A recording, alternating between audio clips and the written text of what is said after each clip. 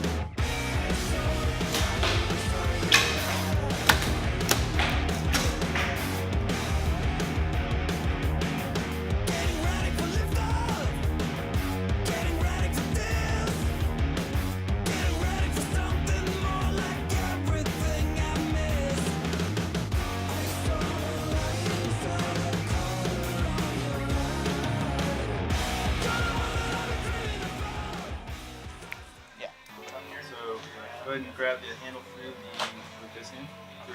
So you're going to stand, just face me pretty much completely. And you can see your target's right there. You're going to hold the bow out.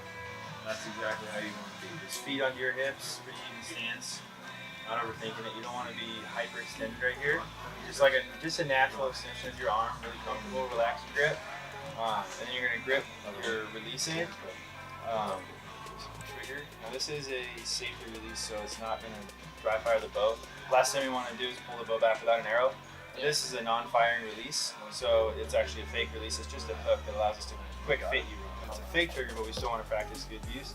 So we want to pull the bow back with the finger behind the trigger, and you're going to hook that in the loop right there, but not yet. I'm going to have you just hold this arm out, pretend like you're aiming, and then you use this guy, pull it back. You're going to find this big knuckle right here, right behind your jaw and under your earlobe. So you're going to find this pocket right there and put that knuckle right there, okay? Comfortable, just normal, comfortable stance.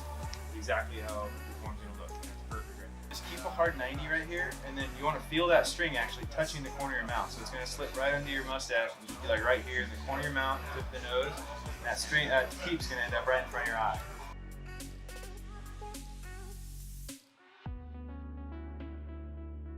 So can you see through there comfortably? Yeah. Check this one out. So right now what they're going to go ahead and do is they're going to change the draw length so it fits me perfectly, and over the course of a couple of days they're going to allow me to go ahead and change it, switch it up however I may need to change it. Try and pull that one back again for me. When you pull the bow back, you can kind of keep your elbow up and engage more of the back muscles. It's kind of harder with how you kind of were there. So we'll kind of fine tune the draw length as you go along, especially when you purchase the bow. You're going to be able to come back here, we'll swap out modules or change draw stops, whatever we have to do to change your draw length to get it perfect throughout this initial learning process, because your form's going to change a little bit. You're going to kind of get dialed in when you start shooting on the range a whole bunch, and we're going to be here to kind of help you through that process. When you buy the bow from us, you get a couple days on our range for free. You come back, spend a bunch of time in there, and consult with any one of us on what is feeling good, what's not feeling good, and we're going to help you, give you a little bit of instruction and all that to get you started off on the right foot. So that's pretty cool. These guys are pretty awesome about explaining everything, how the whole process goes. It can be super intimidating to come into a shop such as this and all of a sudden like, hey, I want a bow. And these guys are pretty good at helping you out and letting you know, okay, so this is where we start, this is where you want to get, or depending on whatever your goal is, if you just want to do it for the sport, if you want to do it for hunting purposes, whatever it may be, these guys will go ahead and help you out and it'll help you achieve that goal. If you're ever in San Diego, this is definitely a spot to come around and get fitted for a bow. maybe go ahead and buy a bow or just try something out. Performance Archery. Let's see where this goes.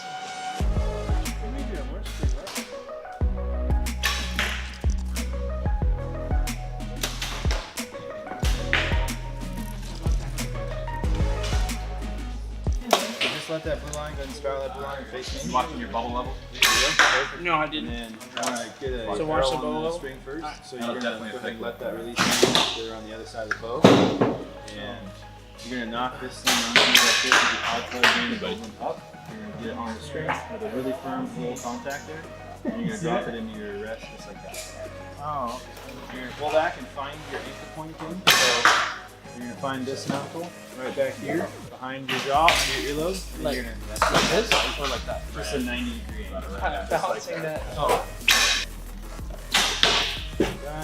So let that knuckle come back here behind your jaw and head forward looking at your feet. Circling all around it. Yep. And you get a perfect eclipse there of your housing. Yeah, I saw Top pin in the the middle.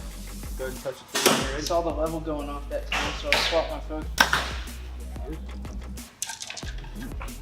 First one out. Wow, that, get used to it. Pretty good. That was so different. Here? Here or here? Just like that. Okay. Yeah, knuckle back there Still buried. feel, still feel twisting Not it all right now. inverted, Yeah. yeah, because it's going to make it awkward to pull the trigger. You just Just think a little about bit. just pulling I the can- trigger like on a rifle. here. Okay. Feel it catching just. See if it's got something. Try it. Okay, find that knuckle up here. Behind the jaw. I think Right. that's Bring that anchor up. I was gonna say, yeah. I'm aiming for the red, and it's actually hitting where the orange is. So you want to have that top green pin right in the middle. That's your close-up pin. Oh, So okay. when you angle this bow up, that's your farthest distance. This top pin is your closest distance. So this is going to be zeroed at 20, 30, 40, 50, and 60. You want to use that top green pin up here at 10. This is 10 yards. All the way back is 20 where you have that top pin zeroed. Okay. So you want to have, you want to be shooting right on that green pin. To get that. Right in the middle. Yeah. You're seeing mid high, you're holding red, right? Yeah. That's going to bring it right down in the middle. Oh, okay. Did I get it? Oh yeah, you're right in the middle. Perfect shot. I thought I missed it I'll completely. bring it up. Good stuff. So what we want to feel between these things, feel right now, not necessarily precision, because these things are not perfectly dialed in for you. We're just going for feel of draw cycle, what happens when the shot breaks, and how much vibration, overall feel and weight, grip, all that. All these little things are going to determine kind of your preference. And it's hard being brand new, because either one of these bows you're going to grow into, they're going to be really accurate for you. But it's kind of trying to decide, I guess, between the two, where's your preference. This already feels different on the hand. Like Yeah, it's very different grip. Other than the price. This is the verdicts, the Matthews verdicts, and the other one was the Hoyts. The Hoyt RX3, this is a carbon bow. So this one, they're the same axle length. You Yeah. can see this one looks a lot bigger, just because the riser is actually longer, the limbs are flatter, versus you can see the riser is a little shorter where the limbs kind of bow out a little bit. Okay, yeah. So this one's going to be lighter just because of the carbon build. It's a 3-piece riser, it's aluminum, carbon, and aluminum. Yeah.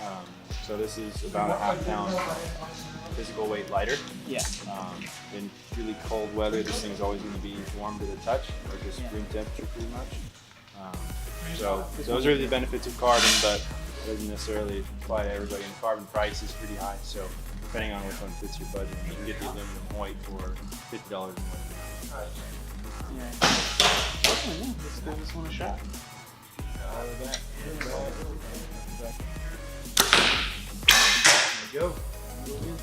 Yeah, You feel any different? a little bit. There is almost like less thump on this when it goes down. This one almost feels like Yeah. there's no You're going to transition. notice one of the main key features that Matthews boasts is the noise reduction. Vibration. The vibration and noise is very, very minimal. Yes. Almost non-existent. Exactly. And that's whenever you go to a lightweight bow, you're kind of trading off. This one doesn't have a whole lot of. It's actually one of the quietest carbon bows on the market. Not the quietest bow, but when you go to a really light bow, it's just going to jump a little bit more. I'm feeling like this is like the battle between in the camera world, there's Canon, Nikon, and Sony right now. Yeah. And I think this That's is exactly it. You know, Hoyt and Matthews are the top two, and they're very different, especially when you're comparing carbon. It's almost unfair.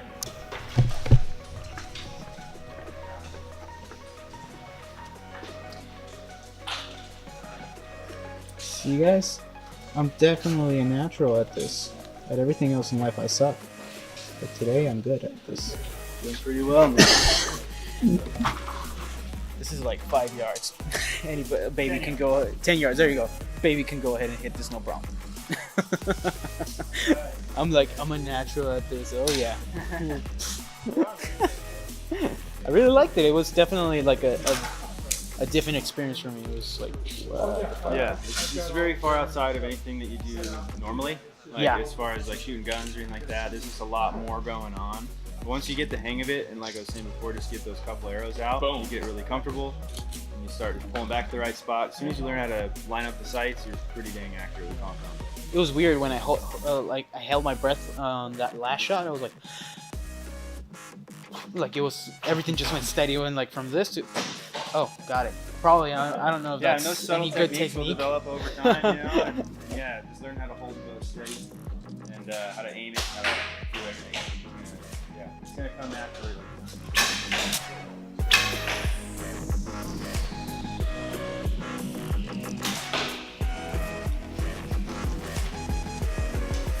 I only did 10 yards. These guys are savages. Hey man, awesome job, dude. Really, when you see guys like shoot from a longer range, it's like, oh yeah, that's how it's supposed to be. So this is the other thing that I kind of wanted to show you guys. This is much more than just a hunting sport, as people put it all the time. You know, this is actually a sport. This is an amazing sport. I think it's just from the couple of shots that I got, I think it was insanely mind-calming and peaceful. I think it's really awesome that there's a spot such as this here in San Diego. Kind of lucky to have, I guess, a store such as this so nearby. I know a lot of people have to go miles and miles just to even get to a store where they sell like this quantity of equipment or this quality even. So don't feel that if you want to try archery that the only thing you have to do is go ahead and bow hunt or hunt for meat or, you know, just for hunting. No, this is also a sport where you can go ahead and train day in, day out in a range such as this and definitely improve. Also do realize that there is musculature that is involved in this, but there's no shortage of females in this.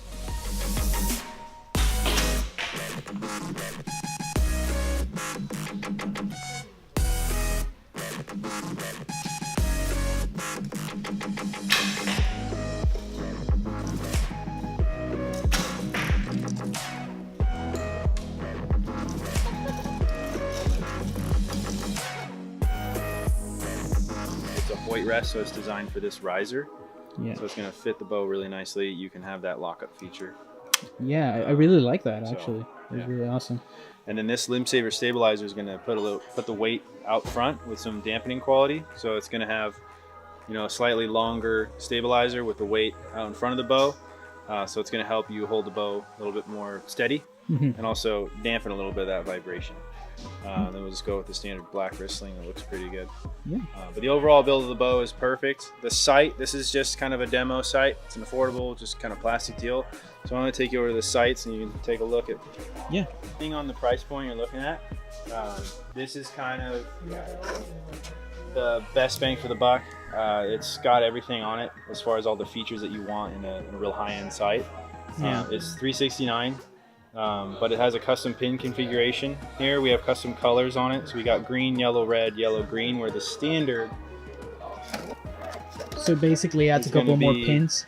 No, it's changed. We changed the colors. So we designed this one custom for us. We have custom configuration here. So you can see the fiber optic. We have a custom color configuration where the top and the bottom are both green. And then right in the middle is red, so it gives us a really clear indicator of where our 40 is. You can hold 30 or 50 right above it or below it. It's just a good layout. And then our bottom pin is 10 thousandths fiber optic versus 19 thousandths fiber optic, because when you're shooting real far, we generally would prefer a smaller dot so you can actually frame what you're aiming at. So it's going to be a little bit more accurate at longer range. And this thing is going to be able to shoot out to 100 yards or even further very accurately. Depending on the price point, and we can throw it on your order and see exactly where we are as far as where we are with your budget.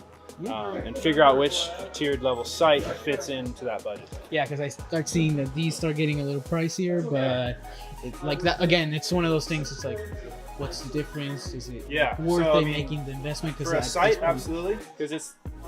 I mean, the culmination of the whole build, the bow is most important to get started with the bow, and then the rest is going to be kind of your engine. It's going to be tuning your bow, so you're going to have, you want a real high-end arrow rest to provide a good tune and long-range accuracy, but you need to be able to aim the bow accurately, so a good sight is going to be really crucial. So I guess just like with musical instruments, you don't pick the bow picks you. I really like the Hoyt. I came in here with the idea of maybe getting the Verdicts, the Matthews Verdicts, but there was something about that Hoyt that I really, really enjoyed. I don't know much about bows at this point. I might change my mind eventually, but so far what I've liked, I mean, there's a really awkward feel to it, and coming from a music standpoint, I get it. You can't go with, let's say, what the brands or the reviews say. There's only so much where that would help you. I mean, I guess it's almost the equivalent of a Canon and a Nikon. It's whatever works for you. Make it work for you and then take it from there. I got the Hoyt Helix, the RX3.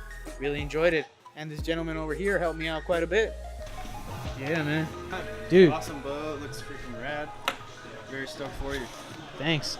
And I really appreciate you, again, dealing with me.